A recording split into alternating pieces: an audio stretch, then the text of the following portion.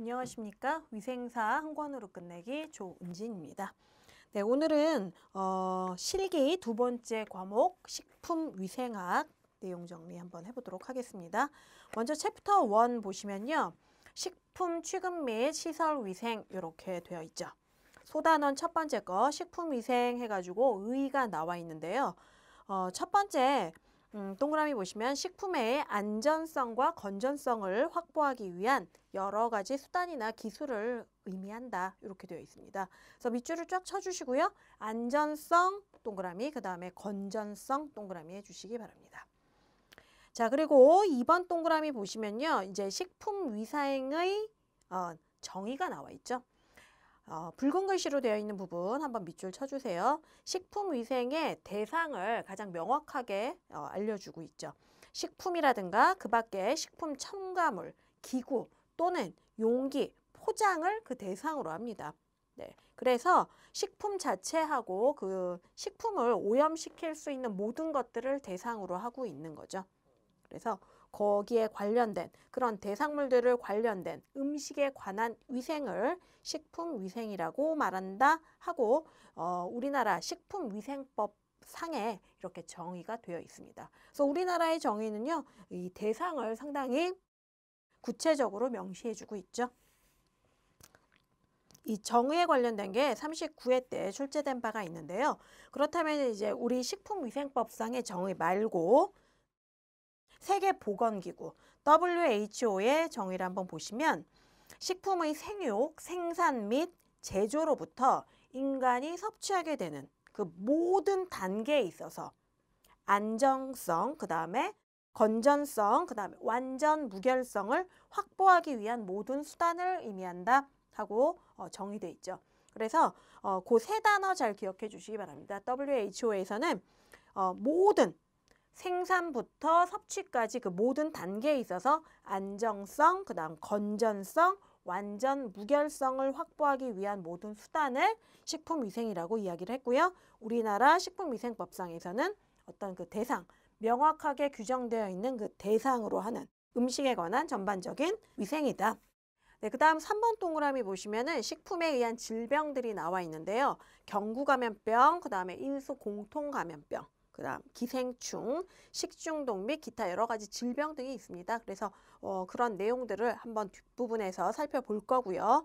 그 다음에 당구장 표시되어 있는데요. 우리나라 식품위생법이 1962년 1월 20일에 제정되었다는 거 줄 하나 딱 긋고 기억해 주시기 바랍니다. 1962년 1월 20일입니다.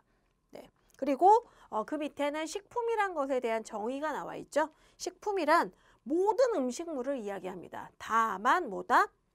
의약으로 쓰이는 것, 의약용품, 그러니까 약품은 제외한 치료를 목적으로 하는 의약품을 제외한 모든 음식물을 다 식품이라고 한다라는 것까지 함께 기억해 주시고요. 그 다음에 괄호 2번 나와 있는데요. 식품위생의 목적이죠. 위생상의 위해도 방지하고요. 그 다음에 영양의 질적 향상을 도모해서 3번 동그라미에 나와 있는 궁극적으로 국민 보건 증진에 이바지한다. 그래서 3번 동그라미에만 하나 밑줄 쳐 두시고요. 그 다음에 괄호 2번 식품 취급 네모 2번이죠. 소단원 두 번째 식품 취급 한번 보시도록 하겠습니다. 먼저 이 부분 출제 경향 한번 보시면요. 필기 부분하고 같습니다. 어떻게 식품을 취급해야지 위생적으로 이 위생 상태를 유지할 수 있는지에 관련된 내용이 나오니까요. 크게 부담되실 것 같지는 않아요. 이 실기라는 과목이 사실은 이론 수업했던 필기죠. 그 필기 파트에 약간 좀 형태를 다르게 한 것뿐이지 내용 자체가 변하는 건 아니고요. 그 내용에서 약간 첨가되고 우리가 이제 그림이나 사진을 통해서 문제를 풀어야 하는 것뿐이죠. 내용은 같습니다. 네, 그래서 필기에서 했던 부분들을 떠올리시고 거기에 조금 더 첨가해 주시면 되겠습니다. 자, 식품 취급 동그라미 1번 한번 보시면요. 내부는 항상 청결하게 취급한다. 그리고 식품의 원료 및 제품은 그냥 방치하면 안 되겠죠. 냉장 보관이나 냉동 보관해야 된다라는 거 나와 있고요. 그 다음에 3번에 한번 동그라미 쳐보실게요. 채소는 흐르는 물에 5회 이상 세척한다. 네, 무슨 잔류 농약이 있을 수도 있고요. 기생충이라든가 그 기생충에 충란이 있을 수 있기 때문에 흐르는 물에서 5회 이상 세척해야 되고요. 특히나 4번에 이제 유지식품 같은 경우는 일광을 차단해야 되죠. 산패가 쉽기 때문에 암냉소, 일광 차단되고 저온인 그런 곳, 암냉소에서 보관하셔야 됩니다. 자, 일광 차단, 그 다음에 저온 밑줄 쳐주시고요. 그 다음에 5번째는요, 식품 종사자의 위생 태도입니다. 네, 그래서 38회 때 이 내용에 대해서 출제가 됐었는데요. 기억의 손은 역성비누로 소독한다. 네, 되어 있고요. 그 다음 모발, 위생모 착용이 의무가 돼 있죠. 예, 위생복뿐만 아니라 모자도 반드시 착용되어야 한다라는 거. 위생모 착용 의무 밑줄 쳐두시고요. 그 다음에 복장과 장신구를 보시면은 장신구는 절대 착용하면 안 되죠. 네, 거기에 미생물에 의해서 오염돼 있을 확률이 커요. 눈에 보이지 않지만 장신구란 게 이렇게 밋밋한 것보다는 이렇게 울퉁불퉁한 그런 요철이 많이 있기 때문에요. 그런 사이사이에 미생물 오염돼 있을 확률이 크고요. 그렇기 때문에 거기 그 미생물로부터 식품이 오염될 확률이 크기 때문에 보석류 이런 장신구는 절대 착용해서는 안 되고요. 청결하고 장식물이 부착되지 않은 그런 복장을 하셔야 됩니다. 그 다음 리을은요, 식품 종사자의 위생 관련 설비입니다. 네. 그래서 그 종사하는 종사원들로부터 식품이 오염될 수 있는 확률을 가장 최소화시켜야 되죠.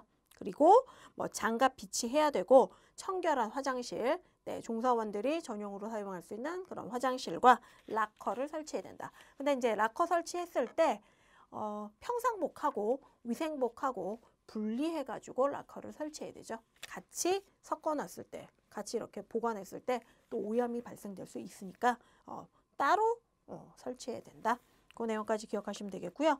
한 페이지 넘겨보시면 3번째 네모, 식품 보관 방법입니다. 네. 역시 왼쪽 날개 출제 경향 한번 보시면요. 식품을 물리적, 화학적 처리해서 보관하는 방법이 이제 매년 꾸준히 출제되고 있으니까 반드시 기억을 해주셔야겠죠. 괄호 1번은요. 먼저 물리적 처리입니다. 물리적 처리 방법으로는 첫 번째 동그라미에 냉동법과 냉장법이 나와 있는데요. 자, 기억. 10도씨 이하에서는요. 세균 발육이 억제됩니다. 너무 이제 좀 온도가 낮으니까 적정하지 않아서 세균 발육이 억제된다. 그 부분 밑줄 쳐두시고요. 그 다음에 니은에 나와 있는 영하 5도씨 이하에서는 대부분 세균뿐만 아니라 뭐 효모, 바이러스, 그다음 이런 대부분의 미생물의 발육이 억제가 되고요. 역시 니은도 밑줄 한번 쭉 쳐주시고 그 다음에 이제 디귿 한번 보시면요. 냉장고가 나와 있는데요. 냉장고를 설치할 때 벽에서 적어도 10cm 이상은 떨어뜨려서 설치를 하셔야 됩니다. 그래서 우리 교재에 보시면요. 10에서 30cm 정도까지 떨어뜨려 가지고 통풍이 좋아야 된다고 나와 있어요. 그래서 밑에 사진이 아니죠. 그림이 나와 있는데 뒤에 방열기 부분이 있어서 열이 많이 난단 말이에요. 거기하고 방열기 부분하고 벽하고 10cm 이상 개방돼야 된다라는 거. 네, 집에서도 보시면요. 이제 집에서 사용하는 냉장고도 벽에 탁 붙여가지고 설치하지는 않잖아요. 그것과 같은 원리입니다. 자, 그 다음에 당연히 리을 냉장고 문을 자주 열면 안 되죠. 온도가 자꾸 높아지니까요. 그 다음에 미음 또 한번 밑줄 쳐보실게요. 냉장고 식품을 저장할 때는요. 전체 꽉 채우는 게 아니라 전체 용량의 한 80% 정도만 저장해야 된다. 그 부분 밑줄 쳐두시고 그 다음에 내부 중간에 온도계 비치 밑줄 쳐두시고요. 그 다음 시옷은 식품의 저장 방법입니다. 자, 첫 번째 점에 조직 손상 또는 단백질 변성을 줄이기 위해 괄호 쳐주시고요. 마이너스 40도씨 정도에서 급속 동결후 마이너스 18도씨 이하에서 저장. 네, 이렇게 되면은 오랫동안 장기 보존 가능하죠. 그 대신 조건이 있어요. 맨 뒤에 괄호 안에 온도를 일정하게 유지를 하셔야 된다라는 거. 얘가 온도가 들쭉날쭉하게 되면은 이제 또 품질에 손상이 오게 되니까요. 영하 40도에서 급속 동결한 후에 영하 18도씨에서 이렇게 일정한 온도에서 저장하게 되면 장기간 보존 가능하다. 자, 이렇게 보관하는 게 뭐가 좋다? 조직 손상되는 걸 좀 막고요. 그 다음에 단백질의 변성을 줄이기 위한 거다. 네, 기억해 주시면 되고요. 식품 저장 온도는 저온일수록 좋죠. 자, 밑에 그림 보시면은 이제 냉장고 위치가 있었고요. 오른쪽에서는 냉장고 내에서 온도별로 저장해야 되는 그런 식품들이 나열되어 있습니다. 가정에서 쓰시는 냉장고도 역시 마찬가지고요. 윗부분이 이제 온도가 낮고 아래로 내려갈수록 온도가 조금씩 높아지죠. 그래서 맨 마지막에 과일하고 채소류, 신선칸 하는 데는 온도가 그나마 제일 낮은 곳이에요. 그래서 채소나 과일이 그 신선실에 못 들어가가지고 윗칸에 뒀을 경우에는 뒷부분이 좀 이렇게 어는 것도 보실 수가 있을 겁니다. 자, 그래서 칸마다 온도가 다르다. 그래서 맨 위에 있는 0에서 한 3도에는 어류나 육류, 가금류를 보관하고요. 중간층에 한 5도씨 이하일 때는 알류, 유제품, 그리고 맨 하단에 7에서 10도씨 그 구간에서는 과실류하고 채소류를 보관한다라는 거 기억해 주시면 되겠습니다. 자, 그리고 그 밑에 표에는요, 저장법 해가지고 냉장법과 냉동법 해가지고 저장 온도, 기간, 저장 식품 이렇게 나와 있죠. 그래서 냉장법 사용하는 건요, 영하 2에서 한 10도 고 범위 내에서 단기간 저장할 때 사용을 하는데 과일이나 채소와 같은 것들을 저장하게 되고, 냉동법은 영하 18도에서 영하 30도 구간에서 저장을 하게 돼요. 좀 오래 장기간 저장하고 싶을 때 냉동해가지고 동결 저장법을 사용하게 되는데 육류나 어패류를 주로 이 방법으로 저장하게 되죠. 자, 그 부분을 밑에 식품 안전성에 관련된 중요 온도 해가지고 이렇게 그림으로 표시를 해 놓으셨어요. 그래서 그 온도대를 한번 이렇게 확인해 보시면은 세균이 급속하게 증식하는 온도, 그 다음에 그냥 보통으로 증식하는 온도, 서서히 증식하는 온도, 이 온도 범위대도 나와 있고 하니까요. 보시면 되겠고, 특히나 온도가 10도에서 60도 그 사이는 위험구역이다라는 거 기억해 주시면 되겠습니다. 자, 그래서 중요 온도대 한번 봐주시면 되겠고, 다음 페이지에는 두 번째 동그라미 건조와 탈수법입니다. 건조하고 탈수, 수분의 양을 줄이는 건데요. 어느 정도로 줄이냐면은 수분이 15% 이하로 이렇게 뚝 떨어지면은 세균이 사용할 수 있는 수분량이 줄어들어서 발육이 억제됩니다. 그래서 첫 번째 부분 밑줄 쫙 쳐두시고요. 이 내용이 또 35회 때 출제가 됐죠. 자, 건조 탈수하는 방법 한번 보시면은 기억에 일광 건조법이 있어요. 그냥 햇빛을 이용해서 천연으로 말리는 거죠. 과일이라든가 뭐 농산물, 해산물들을 이런 방법으로 건조시킬 수 있고요. 그 다음에 니은은 여러 가지 인공 건조법이 나와 있습니다. 그래서 그 표는 한번 쭉 봐주시면 되겠고, 건조 탈수법에서 중요한 거는 수분을 15% 이하로 낮춰야 된다는 거. 그래야 세균 발육이 억제된다. 네, 15% 이하 동그라미 쳐주시고요. 꼭 기억해 주시기 바랍니다. 그 다음은요, 괄호 2번의 화학적 처리입니다. 동그라미 1번에 염장법 나왔죠? 소금에 절여서 보존하는 방법인데요.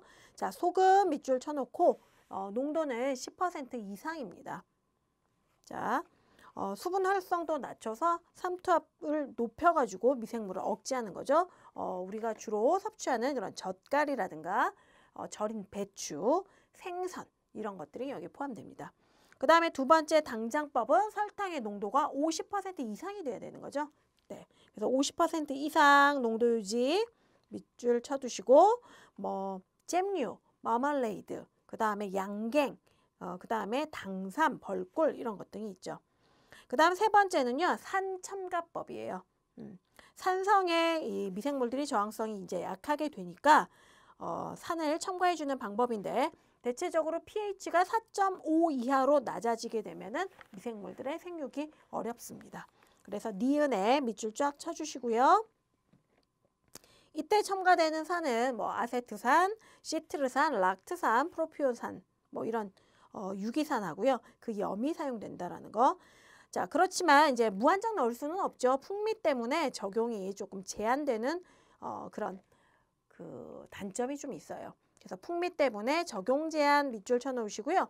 주로 이제 과일이라든가 채소 저장에 이용된다라는 거. 그리고 이제 조미의 목적으로 사용된다라는 거. 그 정도 기억해 주시면 되고요. 네 번째 가스 저장법 많이 사용되는 기체는 과자에 많이 들어있죠. 채소들을 이렇게 포장할 때도 들어있는 질소. 그 다음에 이제 이산화탄소 이런 가스를 이용합니다. 그래서 기억에 이산화탄소 CO2하고요. N2 질소가스 이용 밑줄 쳐주시면 되겠고요. 주로 과실, 채소, 달걀 이런 식품에 쓰입니다. 그 밖에 훈증법이 있고요. 그 다음에 6번째 방부제 첨가법이 있는데요. 미생물 작용에 의한 부패 방지를 위해서 방부제를 첨가하게 되는 거죠. 디하이드로 초산 같은 DHA 뭐 이런 것들 많이 쓰이고 그 옆에는 여러 방부제들이 나와 있습니다. 그래서 한 페이지 또 넘겨보시고요. 그 다음에 7번은요. 산화방지제 첨가법이 있어요. 지방질이라든가 비타민 A, D 이런 것들을 함유한 식품이 산패되는 것을 방지하기 위해서 산화방지제를 집어넣는데요. 산화방지제로는 BHT, 디부틸 히드록시톨루엔이라든가 BHA, 뷰틸 하이드록시 아니솔 이런 것 등이 대표적인 거죠. 그래서 BHT, BHA 밑줄 쳐두시고요. 여기서 조금 주의하셔야 될 게 앞장에 나와 있는 방부제 있잖아요. DHA, 뭐 안식향산 나트륨, 프로피온산 나트륨 이런 것들 방부제하고 그 다음에 산화방지제하고 헷갈리시면 안 됩니다. 구분 잘 지어서 기억해 주셔야 되고요. 그 다음에 8번 동그라미는요. 발효 저장법입니다. 미생물을 이용해서 처리하는 거죠. 우리의 전통식품, 된장, 고추장 이런 것 등이 대표적이죠. 그래서 니은 밑줄 쳐두시면 되겠고요. 그 다음에 9번은 식품 조사해서 X선이라든가 자외선, 감마선 같은 것들을 쪼여주는 방법인데요. 식품의 이런 광선을 조사했을 때 냉살균이 가능합니다. 냉살균이라고 하는 거는 가열하지 않은 비열살균을 의미해요. 뭐 냉해가지고 너무 차가운 어떤 찬 온도에 사는 건가 이렇게 생각하실 게 아니라 가열하지 않은 비열살균이다. 그렇게 기억하시면 되고요. 대량 처리가 가능하다는 게 또 장점입니다. 대량 처리 밑줄 쳐두시고요. 그 다음에 이제 포장이나 용기를 굳이 해체시키지 않아도 되죠. 밀봉된 식품 그대로 이제 조사시킬 수 있다라는 또 장점이 있고요. 디귿 뒷부분 밑줄 쳐주시고 주로 사용하는 게 이제 뭐 향신료, 식육, 채소류 이런 곳에 사용이 됩니다. 그래서 리을에도 밑줄 쳐두시기 바라고요. 자, 그렇다면은 이렇게 식품에 조사하는 방법이 무조건 좋기만 하냐? 그건 아니고요. 문제점들이 미음에 이제 나와 있어요. 첫 번째 점에 우유나 육가공품에서 문제점은 유지방 산패가 좀 빨리 일어날 수 있죠. 그래서 불쾌한 냄새가 발생할 수 있다는 거. 그 다음에 고지방제 식품에서는 역시 지방이 산화되는 게 촉진돼요. 그러니까 이제 품질 저하가 우려가 되는 거고요. 그 다음에 뭐 인공색소라든가 발생물질 첨가한 그런 가공식품에 조사했을 때는 색소가 불안정하게 될 수 있다는 단점이 있습니다. 자, 그 다음은 괄호 3번에 미생물을 이용한 식품 저장법이에요. 발효식품이죠. 그래서 방금 발효저장법 해가지고 동그라미 8번에서 확인한 건데 여기 미생물을 이용한 식품 저장법 해가지고 따로 조금 더 자세하게 좀 두 줄 나와 있네요. 발효식품 밑줄 쳐두시고 뭐 간장, 된장, 고추장 이런 거 있고요. 그 다음에 이제 장류 말고는 김치, 대표적인 게 김치죠. 그 다음 젓갈, 그 다음 식초. 식초도 감식초나 이런 것들 발효 식품입니다. 장아찌, 주류 이런 것 등이 있다.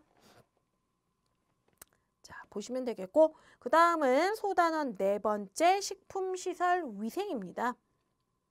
자, 요 부분이 이렇게 보시면 좀 외울 게 좀 돼요. 자, 괄호 1번에 식품 관련 설비 종류 한번 보시면은 위생의 대상이 되는 거를 성격에 따라 이렇게 분류를 하게 되면요. 밑에 표에 나와 있는 대로 크게 3개로 분류하실 수가 있습니다. 자, 시설 분류 보시면요. 생산 및 집산 시설. 자, 거기다가 하나 밑줄 쳐두시고요. 그 다음 2번째는요. 처리, 가공, 저장 시설이 또 있어요. 처리, 가공, 저장. 그 다음에는 마지막으로 조리, 판매 및 급식 시설이 있죠. 네. 그래서 이게 위생의 대상이 되는 것들을 성격별로 나눈 겁니다. 자, 그래서 그 종류들을 보시면 생산 및 집산 시설에는 뭐 도축장, 식육시장, 뭐 차규장, 어시장, 채소시장, 어선, 수산물, 뭐 집합장소, 빙설 채취장 이런 것 등이 이제 포함이 되어 있고요. 그다음에 식품 처리 가공 저장 시설로는 우유 처리장, 뭐 그다음에 각종 식품 제조 공장들이 여기에 포함되겠죠.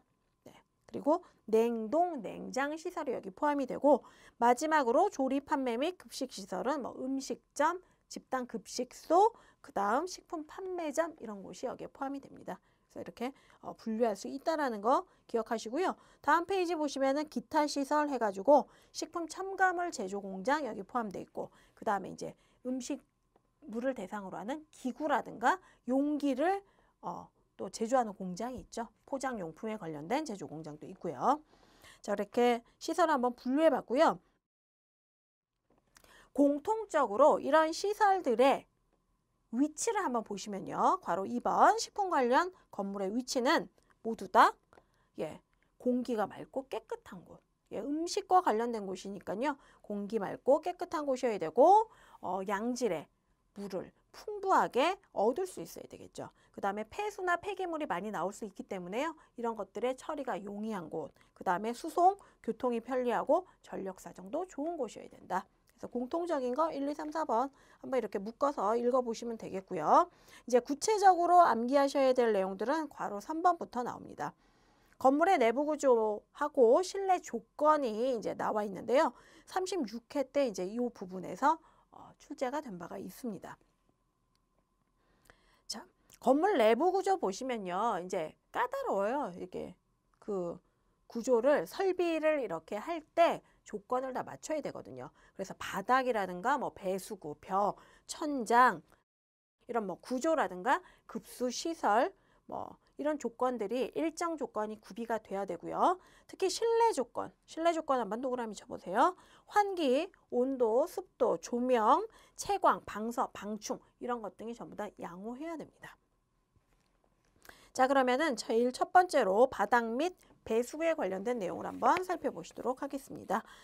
바닥 및 배수구에 관련된 내용은요. 37회 때 여기에 또 이렇게 출제된 바가 있고요. 자, 기억 보시면 내구성 자재 사용 및 배수시설의 설치. 배수가 잘 돼야 돼요. 그 다음에 이제 내구성 자재를 사용해야 되는데 특히나 니은 보시면 바닥 기울기. 그림이 밑에 함께 나와 있으니까 그림을 한번 보세요. 바닥 기울기 1m에 대해서 1m에 대해서 몇 cm의 구배가 있어야 된다? 2에서 4cm의 구배가 있어야 됩니다. 1m당 2에서 4cm의 구배. 자, 구배라고 하는 거는요. 뭐 비탈길이라든가 지붕 같은 것 등이 이렇게 경사지게 되어 있잖아요. 그 경사면의 기운 정도를 구배라고 합니다. 그렇기 때문에 우리가 이제 식당 바닥을 예로 들면요. 물이 배수가 잘 돼야 되기 때문에 평평하게 만들지 않아요. 약간 경사가 있어야지 물이 이렇게 벽이라든가 바닥 청소를 했을 때 기울기 때문에 배수가 잘 되게 되는 거죠. 그래서 1m 바닥 1m 동그라미 쳐두시고요. 그 옆에 2에서 4cm의 구배가 있어야 된다. 밑줄 쳐두시고요. 그 다음에 디귿의 바닥의 배수구입니다. 자, 벽과 평행해야 된다. 평행 동그라미 쳐두시고요. 그리고 15cm 떨어진 곳. 그리고 깊이는 최소 15cm, 내경은 최소 10cm. 자, 15cm, 15cm예요. 벽에서 최소 15cm 떨어지고 깊이는 15cm 돼야 되고 그 다음에 내경은 최소 10cm 정도로 설치가 돼야 된다. 그 부분 기억하셔야 되고 그 다음 바닥은 타일이나 콘크리트 같은 것들로 두껍고 견고하게 밑줄 쳐두시고요. 자, 그 다음에 미음은요. 단면은 직각을 피하셔야 돼요. 예, 직각을 피하고 이렇게 구분, 원형으로 이렇게 되어 있는 게 좋죠. 약간 경사가 있으면서 직각이 아닌 모양이 좋아요. 왜냐하면 직각으로 이렇게 딱 뾰족하게 돼 있으면 그 모서리 쪽에 오물이라든가 뭐 찌꺼기 같은 게 이렇게 걸리면 잘 빠져나오지 않거든요. 청소하기가 너무 어렵죠. 그렇기 때문에 직각을 피한다 단면은 청소가 쉽고 오물이 끼는 걸 방지하기 위한 거다. 기억하셔야 되고, 그 다음 비읍 보시면은 괄호를 먼저 한번 칠게요. 실내 배수구하고 실외 배수구가 교차되는 곳이 있잖아요. 교차하는 곳. 네.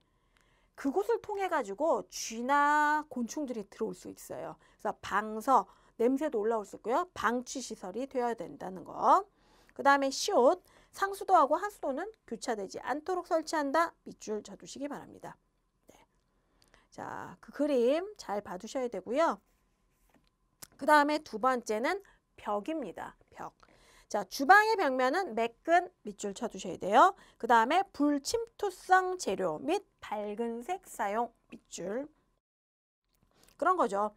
조리하다 보면은 양념이 튈 수도 있고요. 기름기들 이런 것들이 튈 수도 있고, 예, 낄 수도 있는데 얘가 침투성이 너무 좋으면은 끼어가지고 그냥 그대로 색깔이 묻힌 채로 있는 거죠. 그러니까 청소하기도 나쁘고 보기도 안 좋고 위생적이지 못하니까 불침투성 재료 써야 된다. 그리고 어두운 것보다 밝은 색 사용한다. 기억하시고, 그 다음에 이제 바닥에서 벽면 1.5m까지는요. 내수성 자재를 사용해야 됩니다. 밑줄, 그 다음에 방균 페인트로 도색해야 되고요. 니은에 관련된 내용이요. 2차례나 연속돼서 출제가 됐었어요. 기억해 주시고, 그 다음 디귿입니다. 자, 창문 및 환기시설이 당연히 있어야 되죠. 예. 그리고 뒷부분 창문하고 벽면은 50도의 경사를 유지해야 된다. 밑줄 쳐놓고 50도 동그라미 쳐놓으시면 돼요. 자, 다음 페이지로 넘겨보시면 그림이 4가지가 나와 있는데 요 그림 네, 별표해 놓으시고 잘 보셔야 됩니다. 자, 측벽하고 바닥이 직각되지 않는다. 앞에 부분 한 번 더 나와 있고요. 전체 그림이 4개가 나와 있는데 왼쪽에 있는 2 그림은요. 양호하게 설치가 된 그림이에요. 그 다음에 오른쪽 2개의 그림은 좋지 않은 모양의 그림을 보여주고 있습니다. 자, 그래서 두 번째 그림 보시면은 측벽하고 창하고 50도 경사 이렇게 된 거예요. 요게 이렇게 창이 되어 있고 그 다음에 이런 식으로 되어 있어서 여기가 측벽이라고 이렇게 나와 있죠. 자, 측벽. 그래서 여기 이렇게 돼가지고 요 경사가 50도면 좋다. 50도. 그 이야기입니다. 그래서 양호한 두 경우, 좋지 않은 두 경우 보셔야 돼요. 그래서 이렇게 불량으로 돼 있으면 역시 여기도 뭔가가 끼고 청소가 용이하지 않기 때문에 측벽과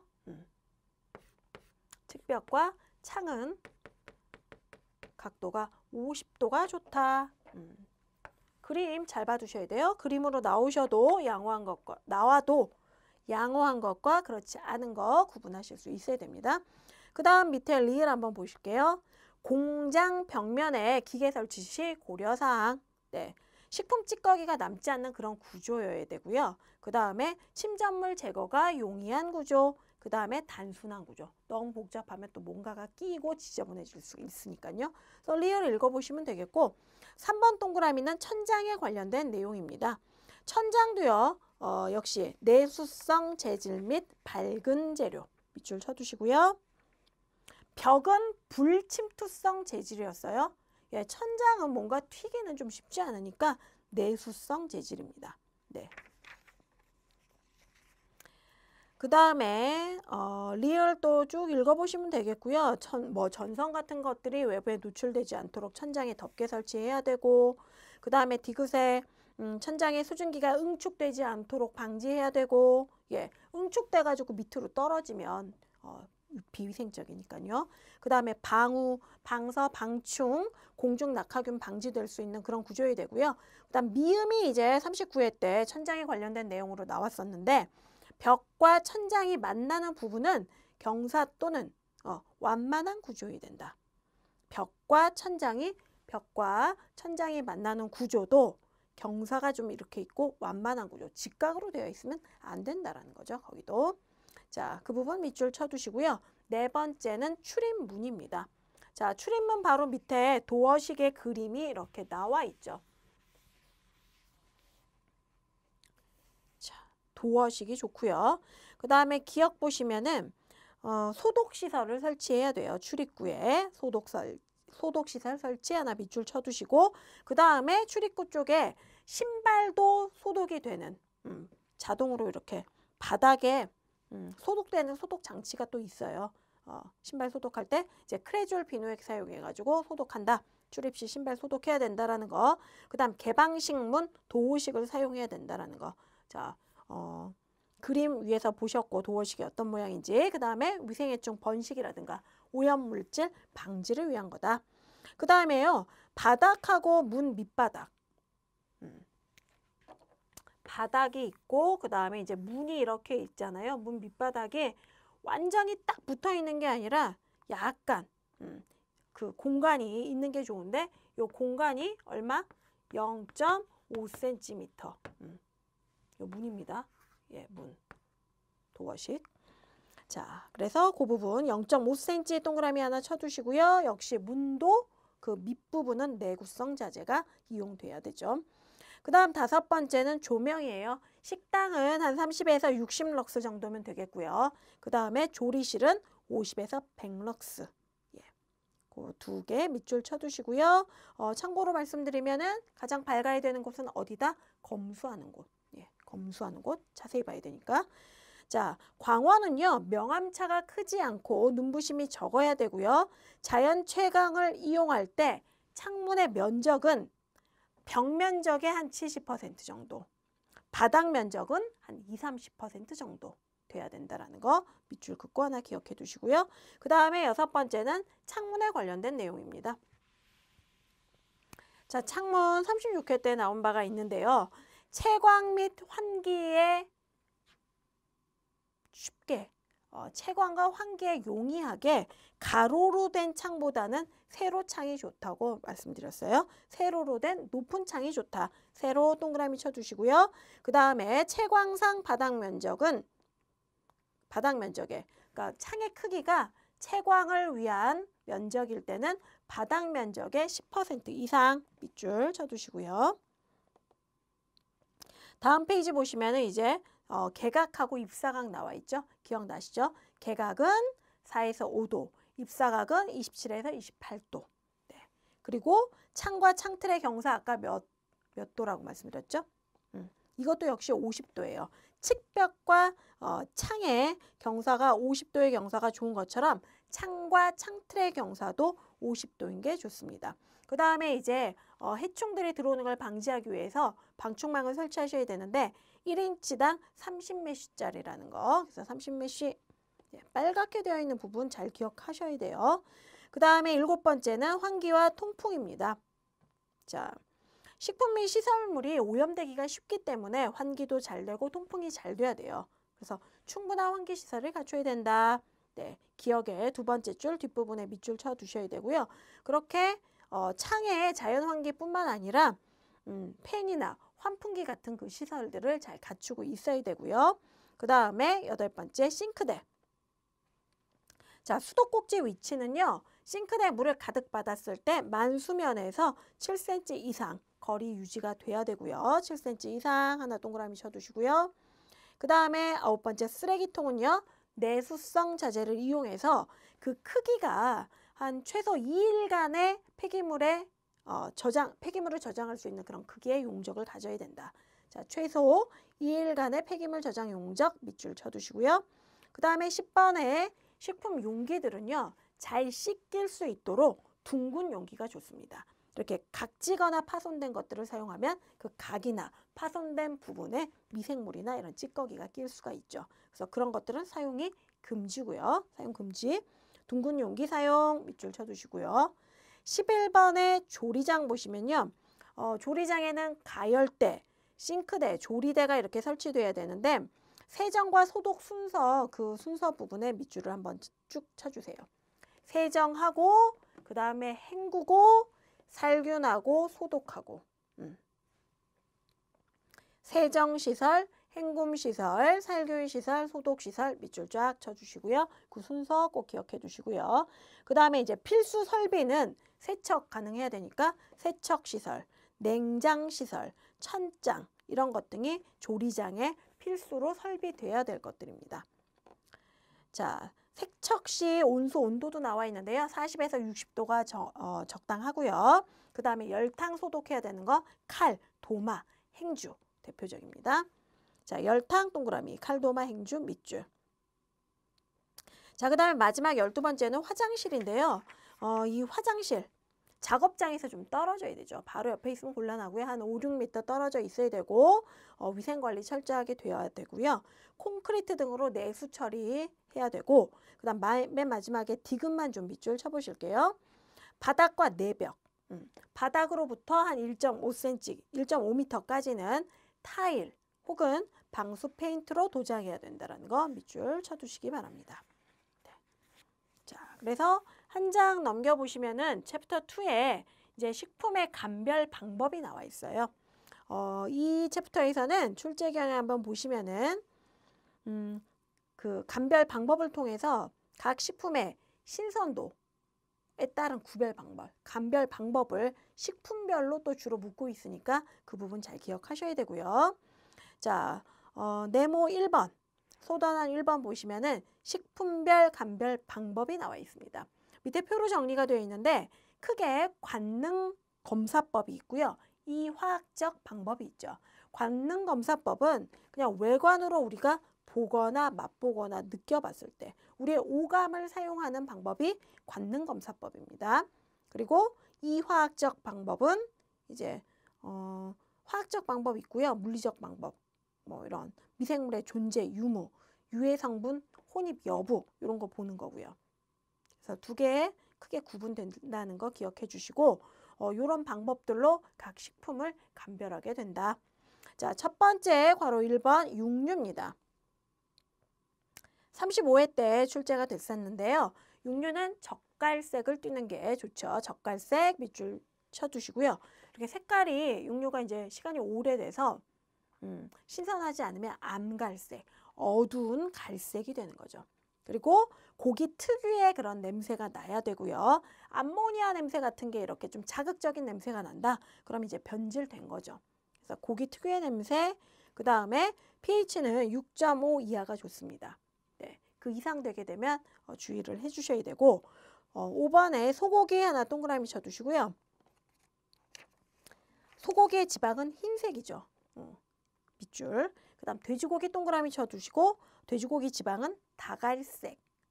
색깔이 좀 달라요. 그 다음에 닭고기 동그라미 쳐두시고 황백색. 네, 그렇게 띄는 것이 좋고요. 그 다음에 밑에 그 당구장 표시로 육류의 변질 과정이 나와 있어요. 평상시에는 이제 중성, 한 pH 7.3 정도의 중성이다가 도살이 되면 이제 사후 경직되겠죠. 그렇게 되면서 산성으로 변합니다. 5.5에서 5.6 되다가 이제 숙성되고 맛있는 상태 지나서 이제 너무 오래 있다 보면 부패되기 시작하겠죠. 부패되면은 알칼리성 된다라는 거. 그래서 알칼리성으로 되는 거 부패입니다. pH 11까지 올라간다라는 거 기억해 두시고요. 그 다음에 괄호 2번 어류에 관련된 것도 이제 표로 신선한 어류와 그렇지 않은 것 비교가 이렇게 되어 있는데요. 신선한 것만 좀 말씀을 드릴게요. 눈 광택 나고 투명하고요. 이렇게 돌출돼 있어야 됩니다. 쑥 꺼지거나 그러면 오래된 거예요. 비늘 광택 나고요. 비늘이 떨어져 나가거나 하지 않고 제자리에 잘 붙어 있어야 되고 아가미를 딱 들춰봤을 때 선홍색 그리고 입이 벌어져 있지 않은 게 좋아요. 그 다음 육질 눌러봤을 때 탄력이 있어야 되고요. 복부도 마찬가지고 pH는 5.5 전후가 좋습니다. 5.5 동그라미 하나 쳐주시고요.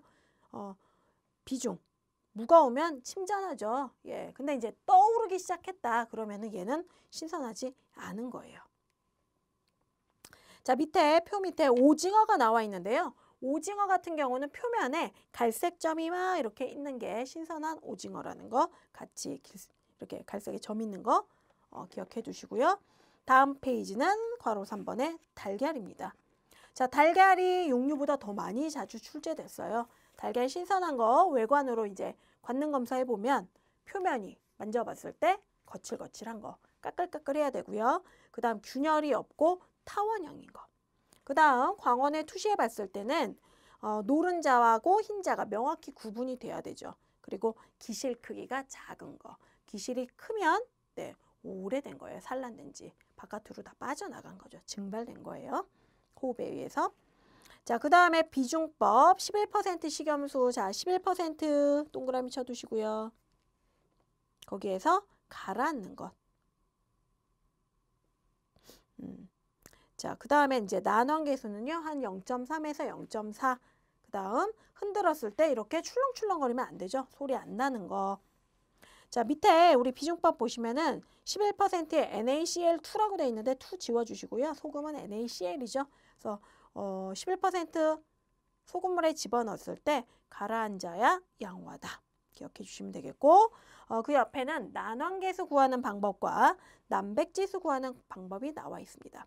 난원계수는요. 노른자죠. 노른자 지름분의 높이인데 제일 볼록 튀어나온 높이 측정해서 계산해 주시면 되고요. 난백지수는요. 난백의 최장경 더하기 난백의 최단경. 가로하고 제일 긴 쪽하고 짧은 쪽하고 더해서 농우난백 높이를 나눠주면 된다. 보시면 되겠고 괄호 4번은 우유에 관련된 겁니다. 자, 첫 번째는 이제 자비법 나와 있는데요. 자비법은 가열한 다음에 물을 이렇게 가해주는 거예요. 그러면 응고물이 생기지 않으면 신선하고 응고물이 생기면 신선하지 않은 거. 그 다음 메틸렌블루 환원 시럽이 있는데 이건 이제 공장에서 많이 쓰이는 거죠. 메틸렌블루가 색깔이 뭐겠어요? 메틸렌블루, 파란색이에요. 얘가 탈색되는 시간이 짧을수록 오염된 그 정도가 심한 거다. 빨리 탈색되면 오염 정도가 심한 거. 자, 그 밖에 이제 3번 보시면은 알코올 검사법이 있고요. 그 다음에 4번에 레자주린 실험이 있어요. 레자주린 시험. 자, 레자주린도 역시 파란색인데요. 자, 파란색 레자주린이 미생물에 의해서 환원이 돼가지고 점점 탈색이 되는 그 원리를 이용하는 건데 얘도 환원이 빠를수록 미생물학적으로 품질이 나쁜 거라는 거. 메틸렌블루하고 똑같아요. 메자주린도 파란색, 메틸렌블루도 파란색. 얘네들이 환원돼가지고 색깔이 탈색되는 건데 그 시간이 짧으면 오염이 심한 거다. 이렇게 기억해 주시면 되겠습니다. 그 다음에 5번째 괄호는요. 공유에 관련된 건데요. 첫 번째 쌀은 우량한 경우에는 자외선을 딱 조사시켜보면 조사시키면 청백색이에요. 근데 이제 얘네가 누런색을 띠면 자외선에서 누러면 불량한 거고요. 당연히 이제 공유 이 쌀의 경우에는 관능 검사했을 때 쌀알이 이렇게 부스러져 있거나 색깔이 뿌옇거나 이러면은 이제 품질이 좋지 않은 쌀이고요. 투명하고 광택 있고 단단하고 부스러지지 않은 쌀이 우량 품질의 쌀입니다. 그 다음 두 번째는 밀인데요. 기억이 우량이고요. 니은이 불량이에요. 입자가 하얗고 고르게 생긴 게 이제 우량한 밀이고요. 맥각이 많고요. 색깔이 거무튀튀하게 흑색으로 되어 있는 것은 불량한 그런 밀입니다. 자, 그 다음에 6번째 괄호는 가공품이에요. 자, 첫 번째 버터가 나왔는데요. 버터를 구매해서 칼로 이렇게 딱 단면을 잘랐을 때 그 단면에서 물방울이 생기면은 좋지 않은 것. 밑줄 쳐두시고요. 그 다음 소시지의 경우에는 포장비닐하고 소시지 사이에 기포라든가 반점 이렇게 얼룩 같은 게 발생을 해요. 얘네도 물기도 막 이렇게 생기고요. 자, 그래서 변질된 소시지 괄호 쳐놓으시고 그 뒤에 기포, 반점, 얼룩 밑줄 쳐두시면 되겠습니다. 자, 한 장 또 넘기셔서 세 번째는요. 식용유예요. 식용유 투명한 게 좋죠. 그리고 청량음료 침전물 없어야 되고 깡통 통조림. 3, 4번은 읽어보시면 되고요. 이제 통조림의 경우에는 팽창되거나 찌그러지거나 이런 게 없어야 되죠. 그리고 무엇보다도 이제 파손되지 않은 걸 보는데 유통기간 표시법을 보실 줄 알아야 되잖아요. 예. 이제 얘가 저장기간이 길긴 하지만 그 저장기간 중에 거의 막바지에 왔다. 이런 거 구입하시면 안 되니까 통조림 표시법 한번 보시도록 하겠습니다. 거기에 이렇게 통조림 밑면 나와 있는 거예요. 동그라미. MOYL 이렇게 나와 있는데 MOYL 중에서 MO는 품종 이야기하고 Y는 조리 방법, L은 크기다. 그 정도 봐주시면 되고요. 그래서 품종과 조리 방법과 크기가 맨 위에 나와 있구나. 그 다음에 이제 두 번째 A, B, C, D 되어 있는 게 제조 회사의 이제 고유 번호가 거기 쓰여집니다. 그리고 가장 중요한 건 마지막 거죠. OA15 이렇게 되어 있는데 5가 이제 제조 연도예요. 끝연도죠. 그 다음에 A 되면은 제조월이 4월, 에이프릴이라는 거 하시면 되겠고, 그 다음 게 숫자가 이제 제조 날짜예요. 자, 그래서 맨 마지막 줄 특히 좀 잘 봐주시고요. 제조년도 세 번째 줄에 나와 있는데 앞에 있는 숫자는 제조년도 맨 끝자리, 그 다음에 알파벳은 월을 이니셜로 한 거, 그 다음 맨 뒤에 있는 두 자리가 제조 1이라는 거, 날짜죠. 그거 봐주시면 되겠고요. 그 밑에는 이제 각종 실험 도구들하고 조사 처리 식품 로고 마크가 있어요. 아까 뭐 감마선이라든가 엑스레이, 그 다음에 여러 가지 방사선류, 전리 방사선들 조사되는 거 말씀드렸었죠. 그래서 조사 처리된 식품의 로고 마크 한번 봐주시고요. 그다음 깔때기, 뭐 삼각대 도가니 이런 것들, 우유 비중계도 나와 있고 리비 냉각기 이런 것들 나와 있죠. 자, 그 다음에 여러 가지 냉각기, 백금선, 백금이, 백금 갈퀴 이런 것들 도구들이 나와 있습니다. 그래서 그림 자세히 봐주시고요. 그림과 사진 나온 거 특히 유심히 잘 살펴보시면서 함께 공부해 주시기 바랍니다. 네, 오늘은요, 요 부분까지 챕터 2까지 마무리 짓도록 하고요. 다음 시간에 챕터 3부터 또 함께 공부해보는 시간 갖도록 하겠습니다. 오늘도 고생 많으셨고요. 다음 시간에 뵙겠습니다. 고맙습니다.